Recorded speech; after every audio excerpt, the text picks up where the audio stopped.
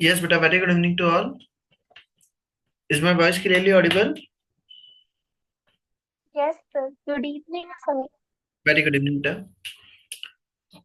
हमारा कल बेटा चैप्टर कंप्लीट हो गया था, chapter number 23, introduction to consolidated financial statements. हमने उसके अंदर कल लास्ट टॉपिक हमारा कंप्लीट हो गया था उस चैप्टर का, कि जब अगर कंसोलिडेशन अगर होता है तो उसका इंट्रोडक्टरी पार्ट हमने बेसिक क्वेश्चंस हमने कवर अप कर दिए थे। अब ये जो चैप्टर दिया है उसी चैप्टर को कंटिन्यू करते हुए उसी के अंदर के आगे के टॉपिक्स इसके अंदर कवर अप किए हुए हैं। इस चैप्टर के अंदर consolidated statement of financial position वो कैसे बनाया जाता है, कैसे प्रिपेयर होता है, वो सब कुछ इसके अंदर बताया गया है। और फिर इसी के बाद में हम नेक्स्ट चैप्टर पढ़ेंगे, consolidated statement of P and L, chapter number 25। तो चैप्टर नंबर 25 के अंदर 24 के अंदर बैलेंस शीट है और 25 के अंदर पी&एल है। ये चीज हमारा इसके अंदर कवर अप है। इस चैप्टर में प्रैक्टिकल पोर्शन कवर अप किया हुआ है। थोड़ा सा अच्छा चैप्टर है, लेंथी चैप्टर भी है। Consolidated statement of financial position, इस चैप्टर को कवर करने से पहले मैं सबको बोलूंगा तो कि अगर किसी ने भी अगर प्रीवियस चैप्टर का अगर कोई भी रिकॉर्डिंग अगर रिमेनिंग है तो उसको अच्छे से कवर अप कर लेना। अदरवाइज इस चैप्टर में प्रॉब्लम्स आ सकती है, तो एक बार पहले उस प्रीवियस चैप्टर को गो थ्रू कर लेना ताकि उसमें कहीं कोई प्रॉब्लम्स नहीं आए। बड़े स्लो है। आपको वॉइस सुनाती हूँ उनकी। आ रही है आवाज। यस। तो हम इस चैप्टर के अंदर स्टार्ट करें। इस चैप्टर के अंदर क्या दिया है, इस चैप्टर को स्टार्ट करने से पहले मैं थोड़ा सा एक बार इसका इंट्रोडक्टरी पार्ट बता देता हूँ। क्या टाटा इसे ग्रुप में कवर किया हुआ है। टाटा ग्रुप के हमारे अंडर कितनी कंपनी है तो यस, उनकी माइक ऑफ रखिए। वो हर्षप्रीत, ठीक है। हर्षप्रीत अपना माइक ऑफ रखें। यस। हम बात करें, मान अभी हमने जो क्वेश्चंस किए थे वहां पर, अगर मैं बात करूं ए लिमिटेड है और एक कंपनी है बी लिमिटेड। ए कंपनी ने अगर मान लो बी कंपनी का 100% पोर्शन अगर अक्वायर किया हुआ है, 100% पोर्शन अगर अक्वायर किया हुआ है, तो ये जो बी लिमिटेड है ये हमारी क्या कहलाती है, subsidiary. B limited known as subsidiary and A limited known as parent company. अब यहाँ पर अगर हम बात करें तो ए लिमिटेड जो है उसने बी लिमिटेड के 100% शेयर्स, उसने सारे शेयर्स उन्होंने क्या कर रखे हैं, अपने पास एक्वायर किए हुए हैं। और जब अगर 100% पोर्शन अगर एक्वायर कर रखे हैं तो no portion hold by others, कोई भी पोर्शन अदर और किसी ने होल्ड नहीं कर रखा है, वो सारा पोर्शन किसके पास है, ए लिमिटेड के पास। बट रियल लाइफ में ऐसा कंपलसरी हो, ऐसा जरूरी नहीं है। हम इसी के अंदर अगर बात करें, अगर सेकंड सिचुएशन में ए कंपनी है, ए लिमिटेड है, उन्होंने बी लिमिटेड के होल्ड करते हैं वो कितना, 80% शेयर। कितना परसेंट पोर्शन होल्ड करते हैं, अगर 80% पोर्शन अगर होल्ड किया जाता है, ए लिमिटेड बी लिमिटेड का कितना पोर्शन होल्ड करता है, अगर 80%, तो वो बी लिमिटेड जो है वो कहलाएगी तो subsidiary he in this case also. और ए लिमिटेड जो है वो क्या कहलाएगी, पेरेंट कंपनी कहलाएगी, तो वही पेरेंट और सब्सिडियरी। यहाँ पर कंट्रोल भी है बट ऑनरशिप नहीं है। So A limited have control over B limited. So A limited का कंट्रोल तो है बी लिमिटेड पर, but don't have 100% ownership of B limited. A limited के पास में बी लिमिटेड का कंट्रोल तो है क्योंकि उसके पास में 50% से ज्यादा होल्डिंग है, बट ऑनरशिप 100% नहीं है, क्योंकि 20% ऑनरशिप क्या है, किसी और के पास है। 20% पोर्शन होल्ड बाय अदर्स, वो जो 20% पोर्शन है वो कोई और होल्ड करता है, and that part known as non controlling interest. मतलब कि जब अगर किसी कंपनी के अंदर अगर हमारे पास 100% होल्डिंग अगर नहीं होती है, तो जितना पोर्शन हमारे पास अगर नहीं है, होल्ड हम नहीं करते हैं, उस पोर्शन को हम क्या कहते हैं? Non controlling interest. तो यहाँ पर जैसे मैंने बोला, मेरे पास ए कंपनी के पास बी लिमिटेड का 80% पोर्शन है, तो मेरे पास कंट्रोल तो है, बट ऑनरशिप मेरे पास 100% नहीं है, क्योंकि 20% पोर्शन कोई और होल्ड करता है। तो वो जो 20% पोर्शन कोई और होल्ड करता है, उसको हम रिप्रेजेंट करते हैं, उसको हम कहते हैं non controlling interest. Is it clear? Clear है बेटा नॉन कंट्रोलिंग इंटरेस्ट का यस मीनिंग? सर। चलिए, अब इसी के अंदर अब हम आगे आते हैं, तो इसके मीनिंग पर हम आते हैं। So if parent company holds control over other company, जब पेरेंट कंपनी अगर अपना कंट्रोल रखती है दूसरी कंपनी पर, then other company will be subsidiary company. तो वो दूसरी कंपनी क्या कहलाती है? Subsidiary company. And in this case, if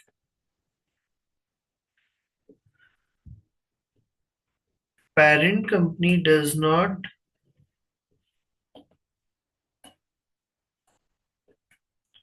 have 100% shares of subsidiary company,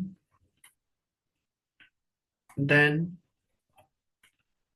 portion not held by parent company shown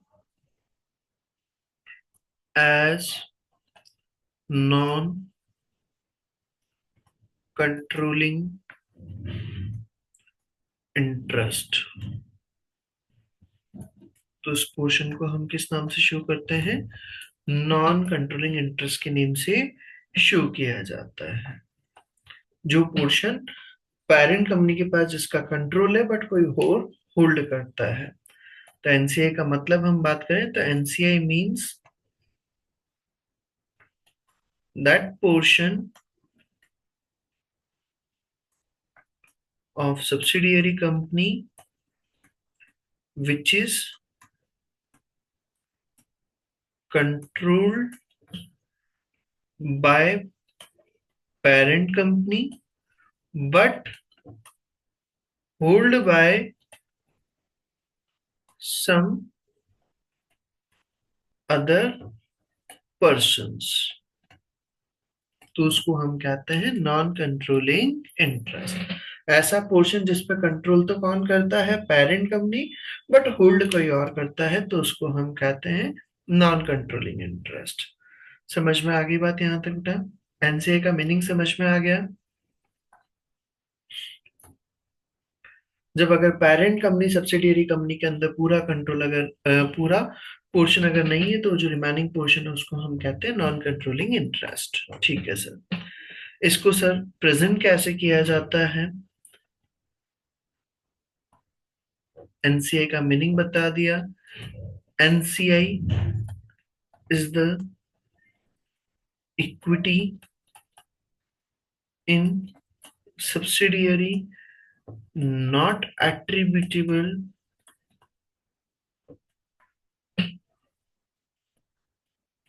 directly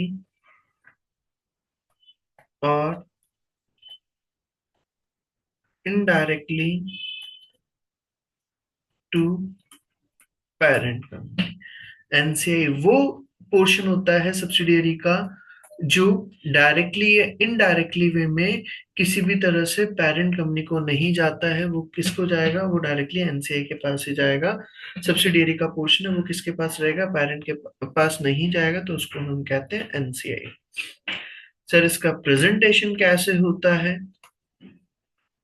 इसको शो कैसे किया जाता है, presentation in the financial statements. जब हमें अगर फाइनेंशियल स्टेटमेंट्स के अंदर अगर इसको प्रेजेंट करना है तो वो कैसे किया जाता है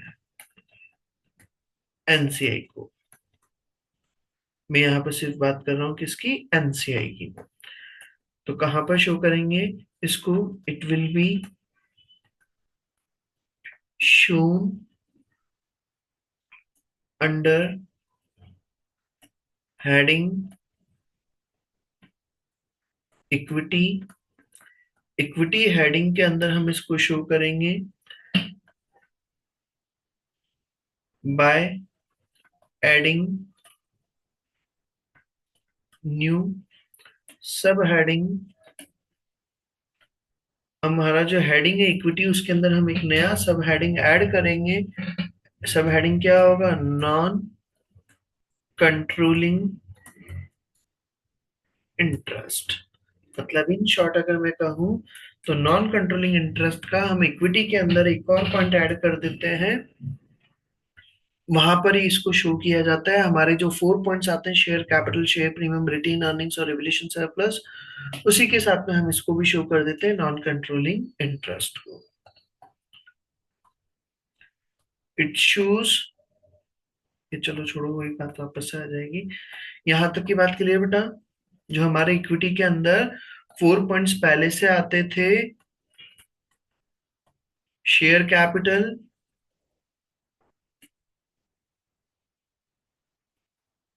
second share premium,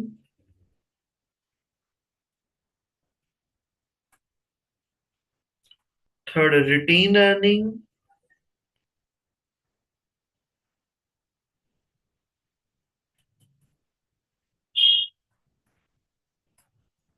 fourth revaluation reserve,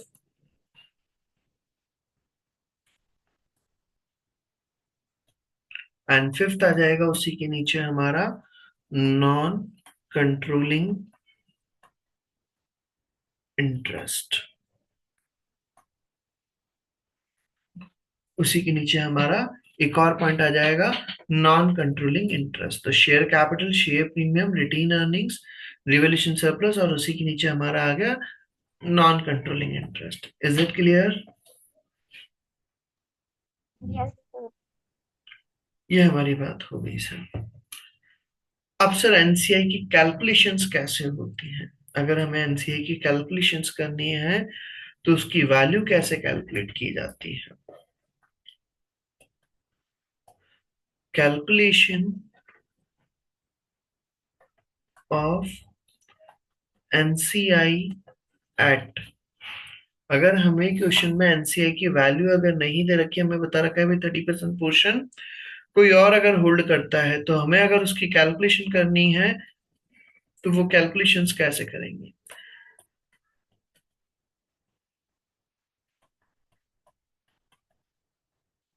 calculation of NCI at acquisition time, अगर हमें एनसीआई की वैल्यू अगर फाइंड आउट करनी है एक्विजिशन के टाइम पर, तो generally NCI value given, NCI value at acquisition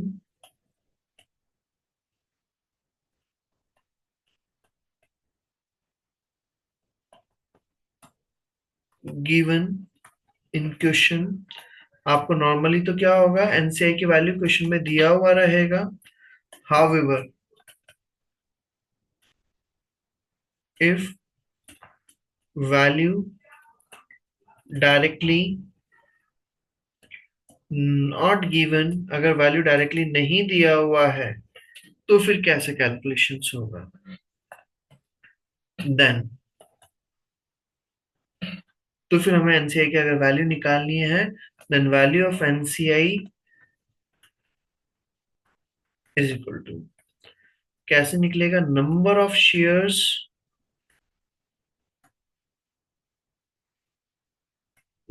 shares related to NCI. NCI से रिलेटेड कितने शेयर्स हैं, मान लो सपोज कंपनी के बेटा 1 लाख शेयर्स है, उसमें से 70,000 शेयर्स पेरेंट कंपनी के पास है। तो 70,000 शेयर्स पेरेंट कंपनी के पास है, तो इनके पास कितने हो गए, 30,000 शेयर्स। तो number of shares related to NCI into share share value per share, एक शेयर की वैल्यू कितनी है, number of shares related to NCI, NCI से रिलेटेड कितने शेयर्स हैं इनटू वैल्यू पर शेयर।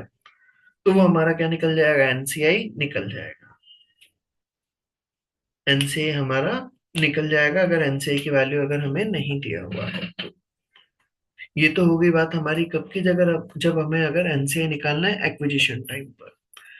अगर इसी के अंदर हमें अगर एनसीआई निकालना है ईयर एंड पर, calculation of NCI at year end, हमें अगर ईयर एंड पर हमें अगर एनसीआई की वैल्यू निकालनी है तो फिर कैसे कैलकुलेशंस होगी। At the end of every year NCI will be calculate, हमारा एनसीआई कैलकुलेट होता है। ये थोड़ा सा थ्योरी पार्ट है बेटा, मैं एक बार लिखवा दूं इसको, फिर पूरा समझा भी दूंगा वापस से, कहीं पर भी अगर डाउट आएगा तो एक बार पहले, क्योंकि अगर मैं बुक से अभी डायरेक्टली समझाने बैठूंगा कुछ भी समझ में नहीं आएगा।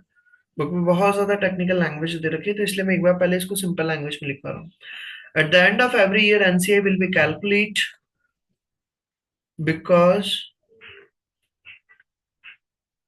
subsidiary company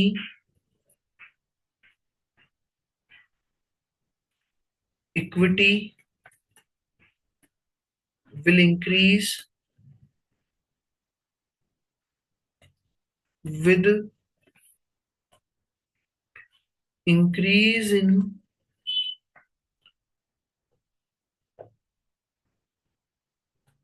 subsidiary reserve। भाई आपका हर साल हमें क्या करना होता है, एनसीआई का ईयर एंड पर हमें वैल्यू कैलकुलेट करना होता है सर, क्यों, क्योंकि जैसे जैसे आपके प्रॉफिट्स बढ़ेंगे तो वैसे वैसे सब्सिडियरी की कंपनी के रिजर्व्स बढ़ेंगे, सब्सिडियरी का रिजर्व बढ़ेगा तो उसकी इक्विटी बढ़ेगी, और सब्सिडियरी की अगर इक्विटी बढ़ेगी तो ऑब्वियसली एनसीआई का पोर्शन पे भी चेंज आएगा। Subsidiary company equity will increase with the increase in subsidiary reserve. It means if subsidiary company earns profit, अगर subsidiary company क्या करती है बेटा, earns profit during the current year, then profits,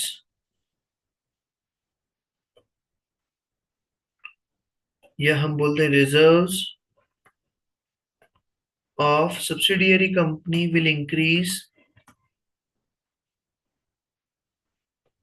तो जो प्रॉफिट्स हम बोलते हैं या रिजर्व्स बोलते हैं हम सब्सिडियरी के, वो इंक्रीज होंगे। एंड इफ प्रॉफिट्स या रिजर्व्स हम बोल दें of subsidiary increase, then it will also increase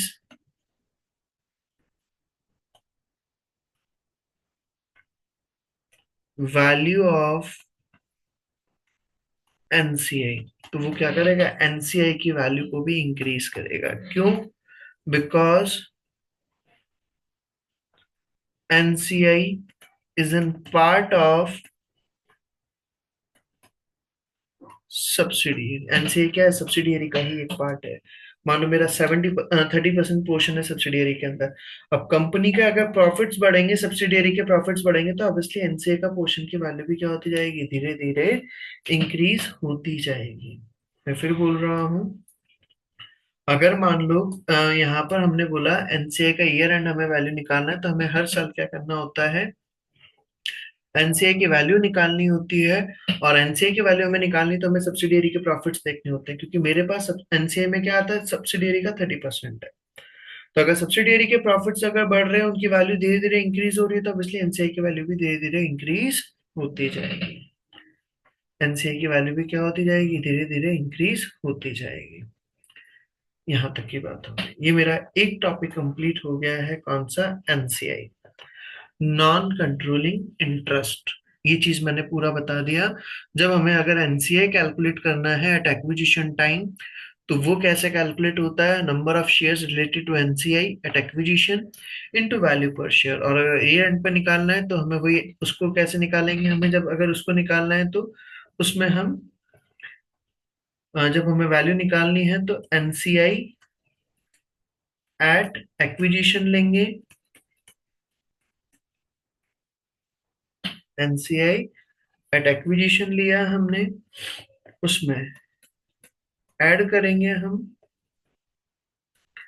NCI share of post acquisition reserve. जो भी आपके पोस्ट एक्विजिशन रिजर्व है, उसमें एनसीआई का जो शेयर है, वो क्या कर देंगे, हम ऐड कर देंगे। तो आपकी जो वैल्यू आएगी, उस वैल्यू को हम कहेंगे एनसीआई एट ईयर एंड। उसको हम क्या कहेंगे, NCI at year end. Is it clear? Sir हाँ बोलिए। सर जो आप बोल रहे हैं कि एनसीआई की वैल्यू इंक्रीज होगी ईयर एंड पे अगर हम प्रॉफिट अर्न करेंगे, तो यहाँ पे मार्केट प्राइस की बात हो रही है क्या? मार्केट प्राइस की तो हम बात ही नहीं कर रहे यहाँ पर भी। जैसे अगर मान लो बेटा, मैंने जब आपके बिजनेस को अक्वायर करा था, उस टाइम पे मान लो सपोज एनसीआई की वैल्यू आ रही थी 20 लाख। अब स्टार्टिंग में, एट स्टार्टिंग, और ये जो 20 लाख है, ये कितने के बराबर है, 30% पोर्शन है किसका, ऑफ सब्सिडियरी का। अब करंट ईयर के अंदर अगर मान लो, इन करंट ईयर सब्सिडियरी ने अगर प्रॉफिट अर्न करा ऑफ ₹10 लाख, करंट ईयर के अंदर सब्सिडियरी ने प्रॉफिट अर्न किया है 10 लाख का, तो इस 10 लाख के प्रॉफिट में 70% पोर्शन तो किसके पास जाएगा, पेरेंट के पास, और 30% पोर्शन एनसीआई के पास जाएगा क्या बेटा? Getting my point? Yes sir.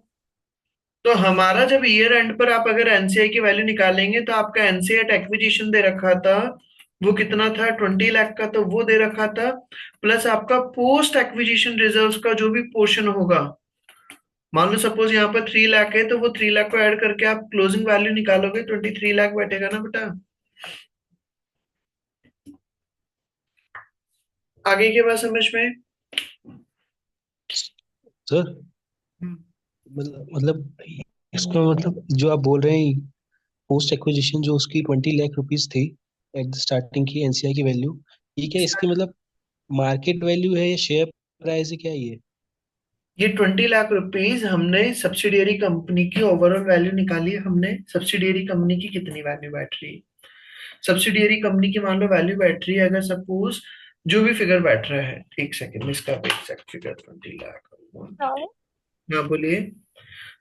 एक सेकंड सर रुको आई आप। थिंक एक सेकंड बेटा, आपका डाउट बताता हूँ मैं डाउट। मान लो सब्सिडियरी की टोटल वैल्यू बैठ रही है बेटा 66.6 ओवरऑल वैल्यू, उसके एसेट्स वगैरह का वो सब कुछ हमने वैल्यू निकाला, और उसका वैल्यू बैठ रहा है 66 लाख।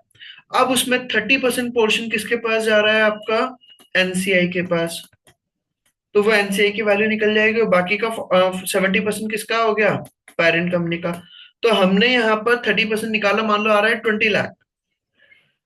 तो वो 20 लाख रुपीस क्या है आपके एनसीए की वैल्यू भाई, तो कि वो जो 30% पोर्शन मेरे पास शेयर नहीं रखे हुए, वो किसी और के पास रखे हुए, तो उन शेयर्स की वैल्यू कितनी बैठ रही है, 20 लाख रुपीस। मैंने अभी हाल क्या बोला स्टार्टिंग में, वैसे आपको एनसीए एक्विजिशन आपको क्वेश्चन में दिया हुआ रहेगा जनरली। अगर नहीं दे रखा है एनसीए एक्विजिशन, तो नंबर ऑफ शेयर्स एनसीए से रिलेटेड कितना और इनटू वैल्यू पर शेयर, जो आपको क्वेश्चन में, तो उससे हमारी क्या निकल जाएगी, एनसीए एक्विजिशन। वो हमने 20 लाख माना है, और फिर उसमें करंट ईयर में जो भी आपका प्रॉफिट लॉस वगैरह हुआ है, उसका एनसीए परसेंटेज से हम क्या कर देंगे, ऐड कर देंगे। Clear point? पर सर, जैसे अगर मान लीजिए किसी कंपनी के मेरे पास 30% शेयर्स है और वो शेयर्स की वैल्यू 5 लाख रुपीज है, जी। ठीक है, तो अगर कंपनी का प्रॉफिट हुआ तो इसका मतलब ये थोड़ी ना हर साल मेरे शेयर की वैल्यू अपने आप बढ़ेगी। तो क्यों नहीं बढ़ेगी, आपका एनसीए का परसेंटेज बढ़ेगा ना बेटा। एनसीए का वैल्यू बढ़ेगा ना, जब कंपनी को प्रॉफिट होगा तो आपकी वैल्यू क्यों इंक्रीज नहीं होगी। भाई आपकी कंपनी की शेयर कैपिटल है, और शेयर कैपिटल की फेयर वैल्यू निकाली जाती है, और फेयर वैल्यूज कैसे कैलकुलेट होती है, आपको अगर प्रॉफिट्स होगा तो आपकी वैल्यू इंक्रीज होती है बेटा, डेफिनेटली। मार्केट में मूवमेंट आएगा, मूवमेंट आएगा, आपकी कंपनी अगर अच्छी ग्रोथ कर रही है तो आपके शेयर्स की वैल्यू बढ़ेगी नहीं क्या बेटा। सिचुएशन। वही वही सब मैं मतलब ये मार्केट प्राइस की बात हो रही है कि मार्केट प्राइस में शेयर इंक्रीज हो जाएंगे। हाँ हाँ हाँ, बिल्कुल बिल्कुल, हम उसको बोल सकते हैं मार्केट प्राइस, फेयर वैल्यू हम ओके। उसको बोल सकते सर हैं। हाँ बोलिए। सर बट जो वो पेरेंट कंपनी हो गई ना, अब तो like subsidiary company parent company के अंडर आ गई, तो वो उसके शेयर्स तो कंपनी के ही होंगे बेटा मतलब। हमने उसका एग्जिस्टेंस तो ना खत्म किया है। मैंने आपको एग्जाम्पल लिया था, जो प्रीवियस चैप्टर पढ़ाया था, उस स्टार्टिंग के अंदर टाटा ग्रुप का एग्जाम्पल लिया था, तो टाटा सॉल्ट ये तो है ना काम करना बंद कर दिया है, ये जूडियो स्टोर ने काम करना बंद कर दिया, उसने अपना नाम में टाटा ही लगा दिया, जूडियो नाम से ही चल रहा है ना। वो ईयर एंड पर हमने पढ़ा था, तो कि वो अपने सेपरेट फाइनेंशियल स्टेटमेंट्स भी शो करते हैं और कंसोलिडेटेड फाइनेंशियल स्टेटमेंट्स भी शो करते हैं। साल भर आप अपना काम करो, मैं मेरा काम करूंगा, अपन अलग अलग अलग, सब अपना अपना काम करें। फिर साल के लास्ट डे पर हम क्या कर देंगे, ईयर के एंड पर आप अपना सबका एक साथ कंसोलिडेटेड फाइनेंशियल स्टेटमेंट दिखाते हैं, उसमें सबका मर्ज करके दिखा दिया जाता है। ये नहीं तो कि सब्सिडियरी का आप नाम ही खत्म कर दोगे, वो सिर्फ उसमें कंसोलिडेशन के लिए हम करते हैं, उसको मिला करके दिखाया जाता है। बाकी कंपनीज अपनी सेपरेट सेपरेट एग्जिस्ट करती है बेटा, कंपनीज का नाम कभी खत्म नहीं होता है। Clear point? Yes sir. और कोई डाउट है इसमें? तो हमारा ये चीज एनसीए की वैल्यू कैलकुलेट करना आ गया, एनसीए एक्विजिशन हम लेंगे उसमें, और उसमें जो भी आपका पोस्ट एक्विजिशन रिजर्व है एनसीए का शेयर, वो ऐड कर देंगे, तो आपका एनसीए ईयर एंड आ जाता है। इसी के बाद में फिर हमारा नेक्स्ट टॉपिक आता है goodwill.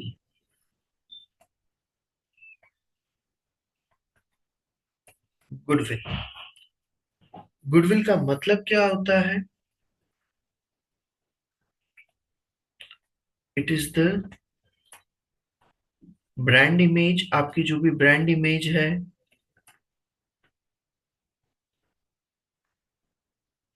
Which enable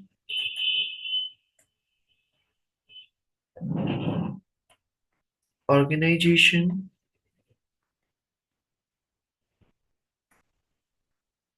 to earn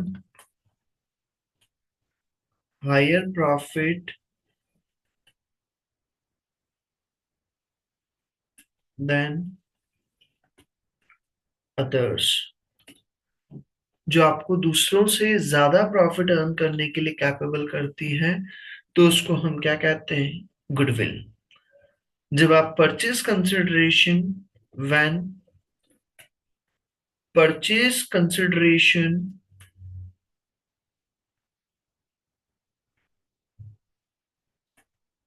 for acquisition of business is more than value of net assets जब आपका परचेज कंसिडरेशन जो है वो आपने जो असेट्स एक्वायर करी है उससे ज्यादा अगर होता है, then excess amount known as goodwill. तो वो जो एक्स्ट्रा अमाउंट होता है उसको हम क्या कहते हैं? गुडविल कहते हैं। मान लो मैंने आपकी नेट एसेट्स एक्वायर करी हैं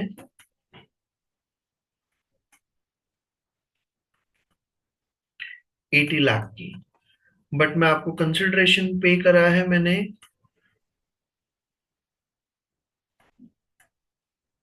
92 लाख।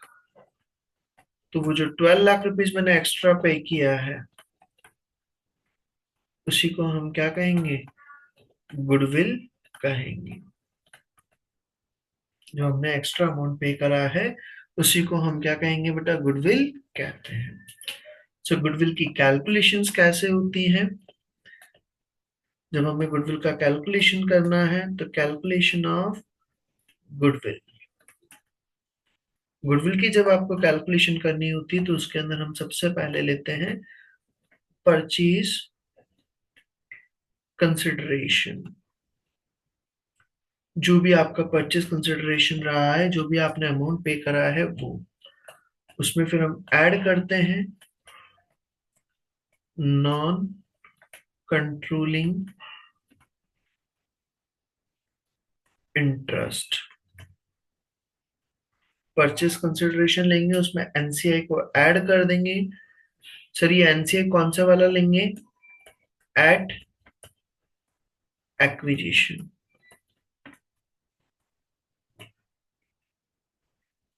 तो हमारा नॉन कंट्रोलिंग एट एक्विजिशन आ गया। जो यहां तक का फिगर आया उसमें से माइनस करेंगे हम fair value of net assets at acquisition. जो आपने नेट एसेट्स एक्वायर करी है उसकी फेयर वैल्यू कितनी है एक्विजिशन के टाइम पे, मतलब कि जो जो भी चीजें आपकी थी। फॉर एग्जांपल आपके पास शेयर कैपिटल थी सब्सिडियरी से रिलेटेड, तो वो शेयर कैपिटल कितनी आपने एक्वायर करी। शेयर प्रीमियम, रिटेन्ड अर्निंग, कौन सा वाला बोल रहा हूँ रिटेन अर्निंग्स? प्री एक्विजिशन वाला। वो सब कुछ हम क्या कर देंगे? माइनस कर देंगे। और माइनस करने से जो फिगर आपका आएगा उस फिगर को हम कहेंगे बेटा गुडविल। उस फिगर को क्या कहा जाता है? गुडविल कहा जाता है। फिर वापस से बोल रहा हूँ, गुडविल का जब हमें कैलकुलेशन करना है, परचेज कंसिडरेशन लिया उसमें एनसीए ऐड करेंगे, उसमें fair value of net assets at acquisition minus करते हैं। फेयर वैल्यू जो भी आपने एक्वायर करा है, share capital, share premium, retain earnings, वो सब कुछ हम माइनस कर देंगे। तो जो आपका फिगर आएगा उसको हम कहते हैं गुडविल। अगर आपका आंसर जो है अगर पॉजिटिव आता है, if answer is positive, then it is known as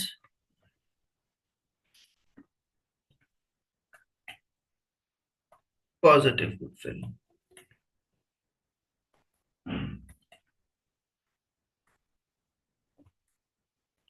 And if answer is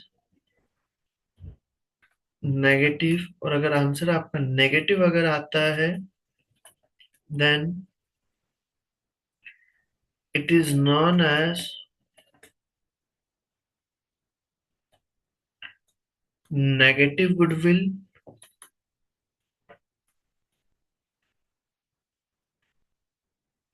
और बार्गेन परचेज। उसको हम नेगेटिव गुडविल या बार्गेन परचेज भी कहते हैं। अगर आपका गुडविल का जो अमाउंट है अगर माइनस में आता है, मैंने अगर मान लो आपको कंसिडरेशन पे करा 50 लाख, जबकि आपकी मैं एसेट्स एक्वायर कर रहा हूँ 70 लाख की, 20 लाख रुपीज कम दे रहा हूं तो मतलब कि वो एक तरह से मेरा क्या हो गया, बार्गेन परचेज में मैंने 20 लाख का क्या करा लिया, आपसे बार्गेनिंग करा लिया है। यहां तक की बात हो गई। दो टॉपिक मैंने बता दिए हैं। एनसीए का मैंने पूरा ट्रीटमेंट समझा दिया है और गुडविल का मैंने पॉइंट समझाया है। इन दोनों पॉइंट्स की थ्योरी को एक बार कॉपी के अंदर नोट डाउन कर लेना। अभी इसके हम कुछ पॉइंट्स और भी हैं थ्योरी के, वो हम लिख करके फिर इसके क्वेश्चंस स्टार्ट करेंगे। तो यहाँ तक का आज आप टॉपिक कंप्लीट करें, इसकी थ्योरी को आप नोट डाउन कर लीजिएगा, फिर मैं ज्यादा नहीं कराऊंगा आज। बाकी का हम फिर कल वाले लेक्चर में करते हैं, ठीक है बेटा? कल मेरी क्लास रहेगी सेम टाइम पर, तो कल बाकी का रिमेनिंग पोर्शन हम कल करते हैं। सर हाँ बोलिए।